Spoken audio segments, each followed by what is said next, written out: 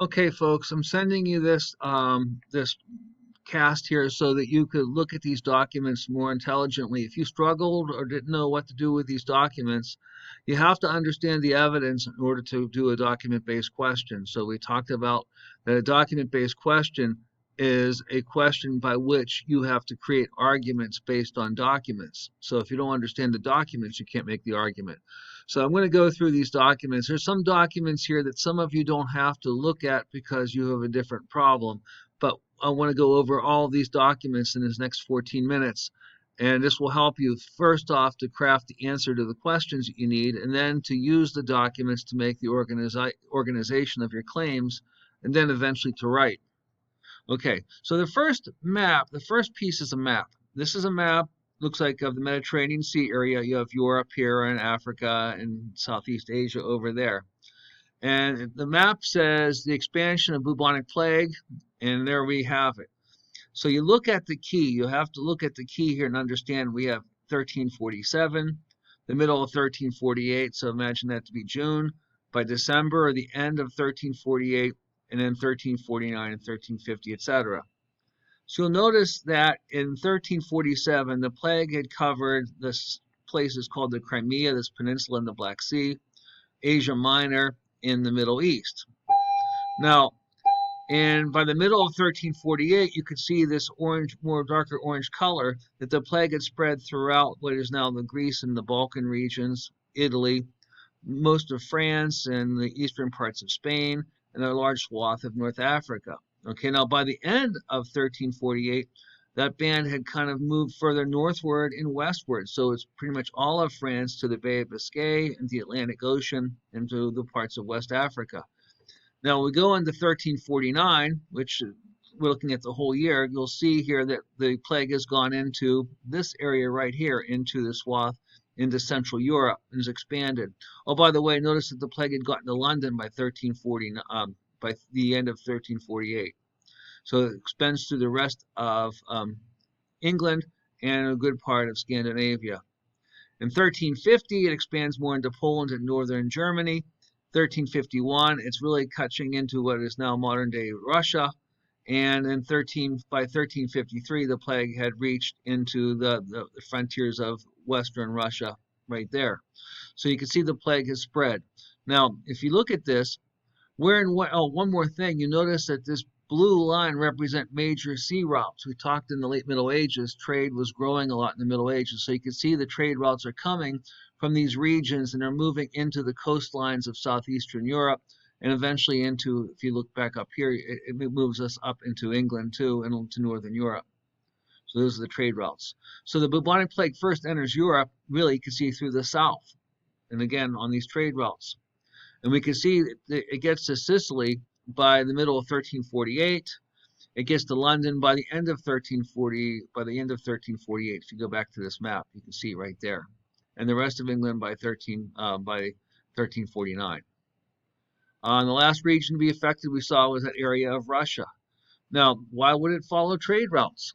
Well, you know that plague is carried by rats, and you read that. It's also carried by people, and that merchants are people that move from place to place, and their cargo, particularly the rats and the fleas that they carried, would move the plague. So your one sentence issue to a claim here is, this is really important. So what does this document prove? It doesn't talk about how people reacted to the plague. It doesn't talk about how many people died. It doesn't talk about fear. It just shows that how the plague had spread, and you can connect it to trade by using inferences from the map. Now, the second prompt here is from Giovanni Boccaccio's Decameron. We've looked at this before. Now, you got to look at this carefully. I had one person argue that this meant that the Jews caused the plague. There is nothing in this document that talks about Jews. You can't assume anything if it's not in this document.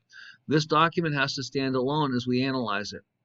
In 1348, there came into the noble city of Florence, the most beautiful of all Italian cities, a deadly pestilence, which several years earlier had originated in the Orient, where it destroyed countless lives, scarcely resting in one place before it moved to the next. And turning westward, its strength grew monstrously.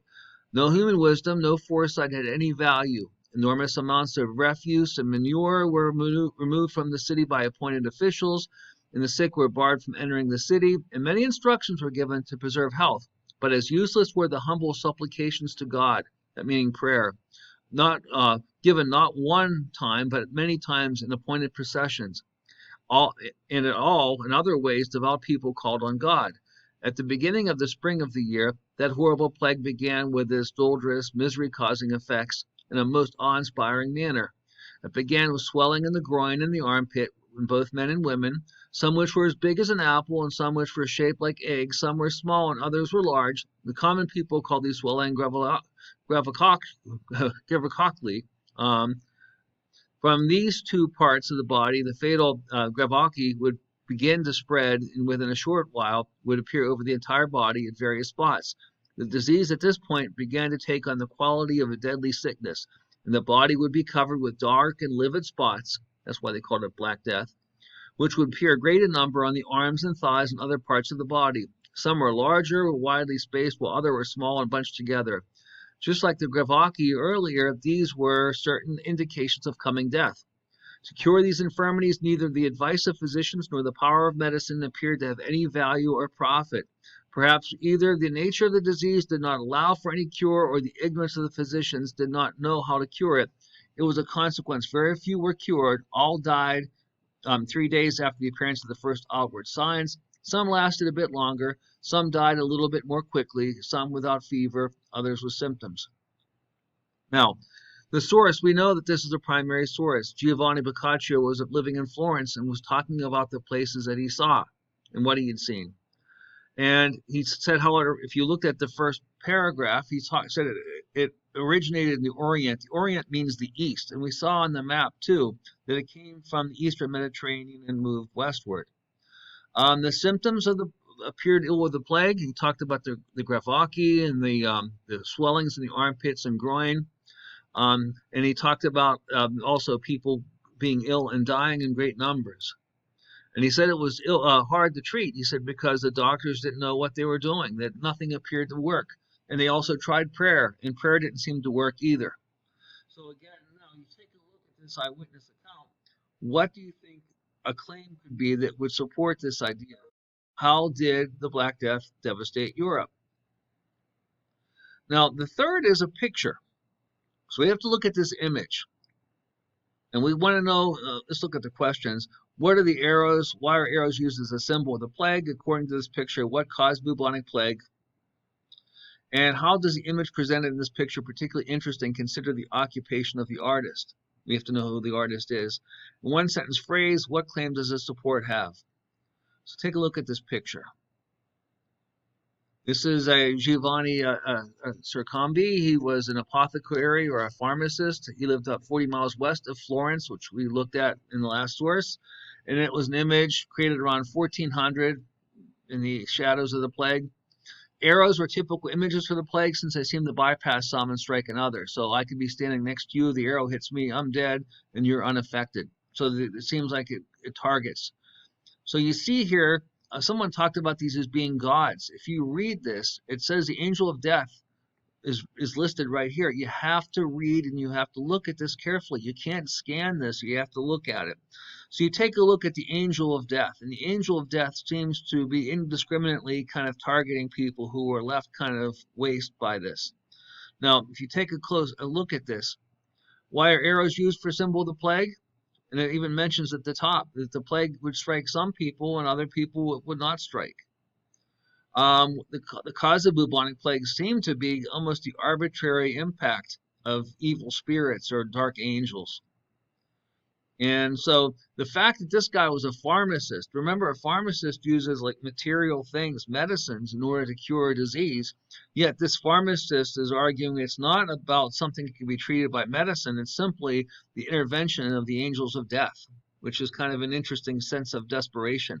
That if you believe the angels of death are causing the plague, there's probably no belief that you're going to be able to solve the plague anyhow or anyway. So the next issue deals from the Florentine Chronicles. This is, again, a written source. Take a look here. So this is a writer. Physicians could not be found because they had died like the others.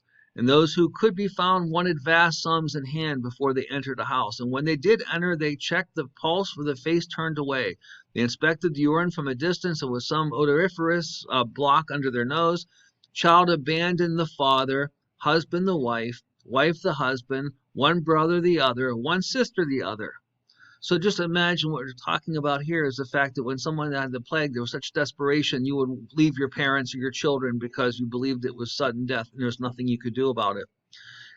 In all of the city, there was nothing to do but carry the dead to a burial, and those who died had neither confessor nor other sacraments, meaning that they could not get their gateway to God. They could not find any priest or member of the clergy to provide them with the necessary elements to get into heaven. And many died with no one looking after them. At every church, or most of them, they dug deep trenches down to the waterline, wide and deep, depending on how large the parish was. And those who were responsible for the dead carried them off in their backs in the night in which they died, and threw them into a ditch, or else paid a high price to those who would do it for them. The next morning, if there were many bodies in the trench, they covered them with dirt. And the more bodies were put on top of them with a little more dirt over them, they put layer on layer, just like one puts layers of cheese on lasagna. So I guess you could understand if you've seen lasagna, the idea that you're putting bodies in a little bit of dirt, bodies, a little bit of dirt. This was a huge sanitation issue. So what happened to people when they became sick? Take a look. We talked about the issue of desperation and abandonment. We talked about the idea of burying bodies like just like they ran out of space. So there we go. There's another source. The next source is the nursery rhyme.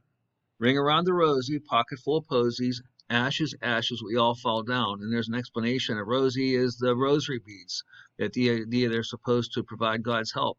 Posies are flowers. We talked about the smell and the idea that if you block the smell, you could block the plague. And ashes, of course, refers to being people burned down, burning and falling down from the plague. So this nursery rhyme is something used by children. So what do we learn about the plague from the nursery rhyme? That children could not be isolated from the plague. That children are going to have to cope with this also. So why would children sing this nursery rhyme? How is it a form of adaptation? And what does this tell us about the plague and how it devastated Europe? All right, so we have another source. This is source 6. It's the story of the cremation of the Jews. Jews through the world were reviled and accused in all the land for having caused the plague through the poison which they said to have put in the water in the wells.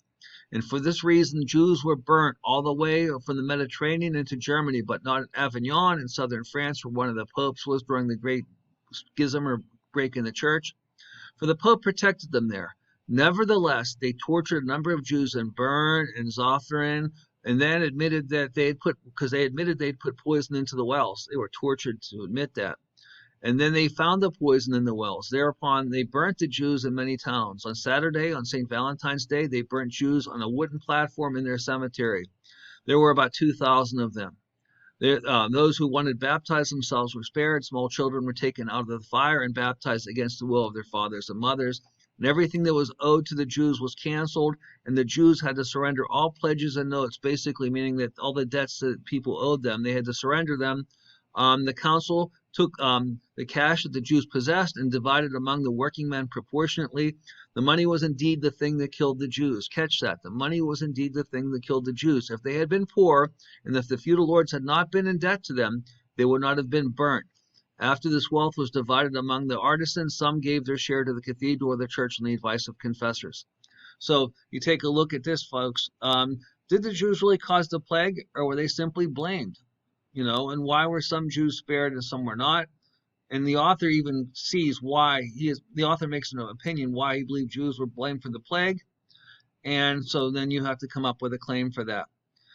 The last piece, the last two charts are demographics or statistics. So I'm going to go over those kind of quickly.